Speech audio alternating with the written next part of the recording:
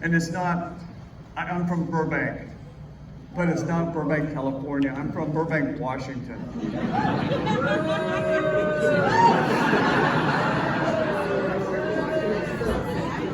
And that, at the time, was 350 people living in the desert. And what we did as kids was, when it was incredibly hot, the tar would leach out of the roads, out of the county roads, and we would go and we'd pick up that black, we called it clean tar, and we would chew it like chewing gum. And my teeth are still fucked. So, I'm going to read you a story that nobody's heard called The Suspension of Disbelief. The Suspension of Disbelief. It all starts with a little hair.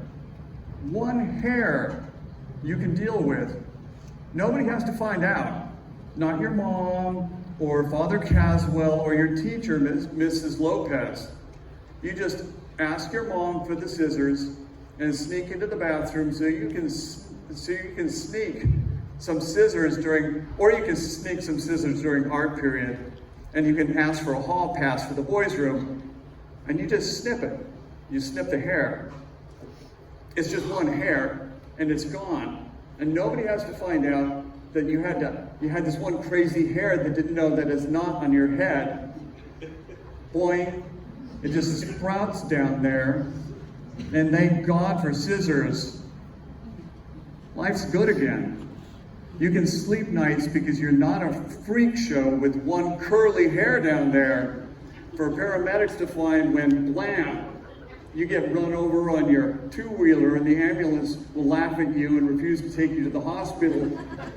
Even if you're wearing clean underpants, like your mom always said, so that you will die run over on the gravel next to Burt Street with paramedics laughing and other kids, and even your mom laughing because of this freak show of one curly hair curling up down there like a slinky walking down the stairs on television. None of that will happen because you flushed that monster down the toilet. Whole days go by.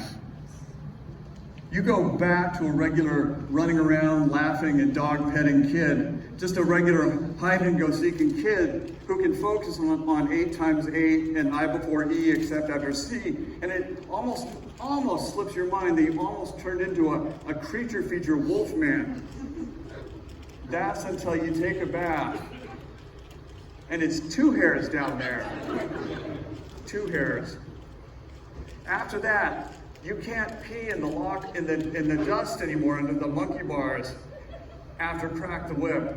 And you always have to go to the toilet stall, even if it's only a one stall in the boys' room. So you pretty much wet yourself every day waiting for Billy Skinner to poop. Because he won't poop if he knows that somebody's there. So you cross your legs and squeeze tight against one wall between 2 sinks. Because if you use the big boy urinal, somebody might see that it's now 10, 15, 20 hairs, and you're losing the battle. Before middle school, you are going to be a fucked up monster gorilla and have to go live in a hospital or step off a cliff because nobody's going to love you and nobody's going to marry you. Because nobody wants to have a monster babies who have to die in the gravel next to Bird Street with humiliated mothers. No, this needs to stay your secret. Even if that means listening to Billy Skinner grunt for the rest of your life and breathing in the smell of his insides and always asking for scissors and snipping away at that monster patch that just gets scratchier. That's always the problem with life. It's always another now too fast. And the problem with your life is that you are always on the inside of it. Case in point, nowadays nobody reads books. Ha! That's a very good idea. Books! But even when people watch a movie, even when grown-ups watch a movie, they never ask how come a girl who has a chest that big on her, how come she's never had her time of the month? I mean, just look at those dirty pillows.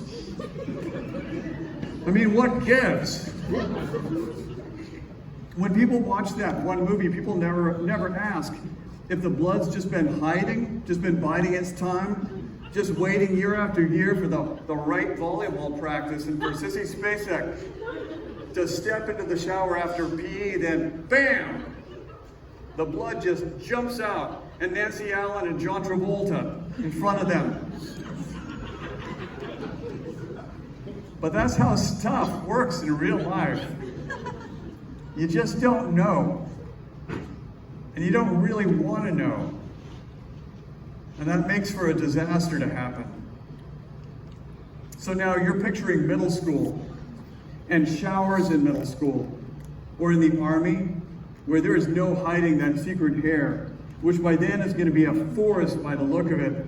Even if you shower in your underpants, and your mom writes you a note for your drill sergeant that says, please excuse Trevor from showering after the war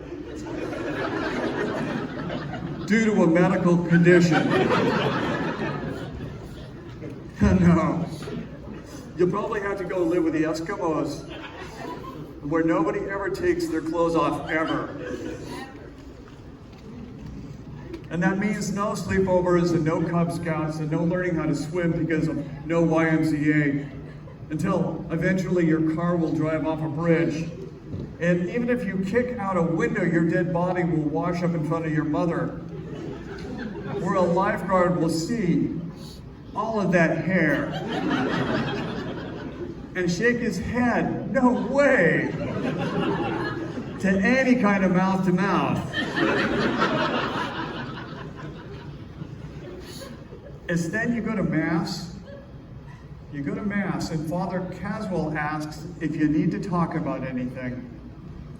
You look so sunk into yourself. You never pee in the snow and write your name like you used to.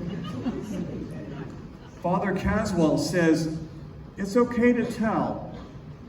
And Sunday after Sunday, Father Caswell, he won't let up. And that itching, it won't let up either. That is the slow drip, drip, drip of the little hairs piling up until they break the camel's back. The morning that you wake up, when you've wet the bed after so long, even after you gave up drinking water, no water ever, because you'd rather dry up like a mummy than stand like a statue breathing in Billy Skinner's poop. You wake up and go to sneak a towel, only it's not pee in your bed, so much as it's like you broke off the scab from an infected sliver that you won't let your mom pick out with a needle. This white pus in your bed. You're growing this crazy hair and you're leaking out white pus.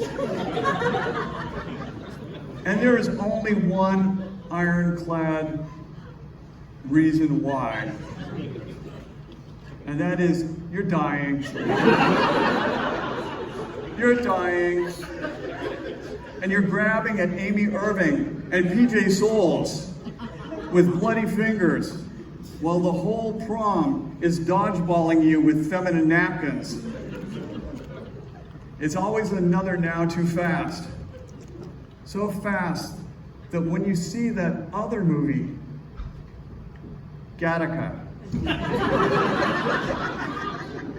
that movie where Jude Law is secret friends with Ethan Hawke, just the two of them living alone until Jude Law gets into the garbage disposal and he turns it on. It all happens so fast in that movie that you never, even grown-ups, you never ask, why does Jude Law's garbage disposal have a switch on the inside?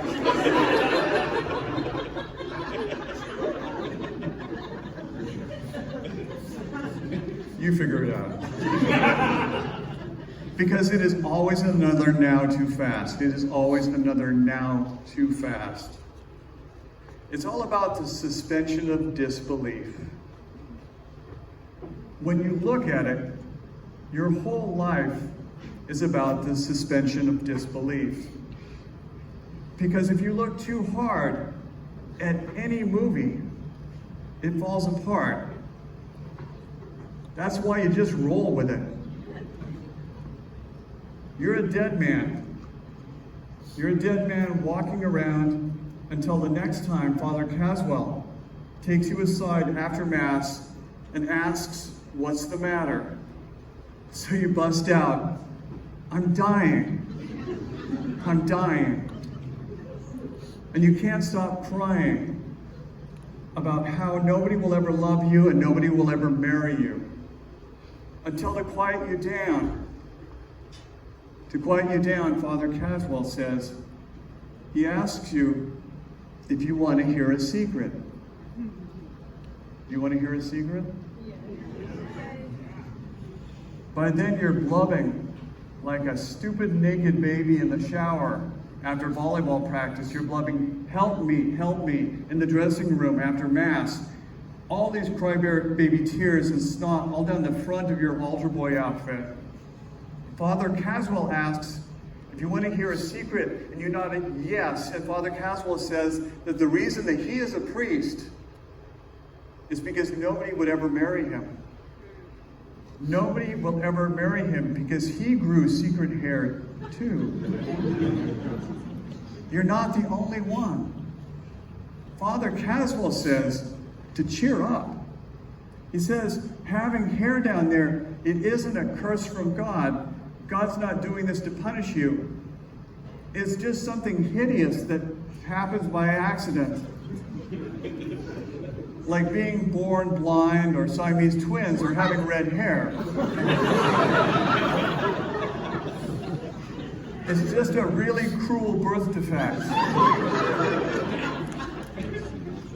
And Father Caswell should know, because not only is he a monster, but he has red hair. And that's how fast you go from standing naked in the girls' shower after volleyball practice, screaming, I'm dying, help me. And then everything being okay. Everything is gonna be okay. In all the wide world, you finally have one secret friend who's a monster too, who understands you and who won't tell on your birth defect. For the first time since you can remember, you can breathe, because this makes you and Father Caswell like Ethan Hawke and Jude Law, who live together in secret and can't ever get married. That's fast. It's already another now, with you still trapped on the inside of you.